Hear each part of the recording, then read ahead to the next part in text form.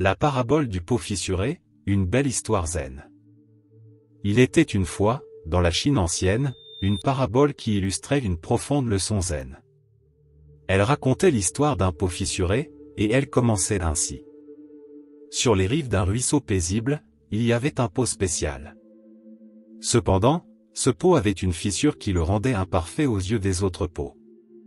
Cette fissure faisait en sorte que l'eau qu'il transportait s'écoulait constamment, le rendant moins efficace dans sa tâche principale, transporter de l'eau. Alors que le pot fissuré marchait aux côtés d'autres pots parfaits, il se sentait honteux et inférieur. Des années passèrent, et ce sentiment d'inadéquation le tourmentait à chaque voyage vers le ruisseau. Un jour, le pot fissuré ne put plus le supporter et se confia à son porteur, un moine zen. Il dit, « Maître, je suis honteux et déçu de moi-même. Mon imperfection m'empêche d'accomplir correctement ma fonction. » Le moine regarda le pot fissuré avec compassion et dit, « Venez avec moi demain, et je veux que vous observiez le chemin que nous parcourons ensemble jusqu'au ruisseau. » Le lendemain, le pot fissuré suivit le moine jusqu'au ruisseau. Pendant le voyage, il remarqua quelque chose d'étonnant.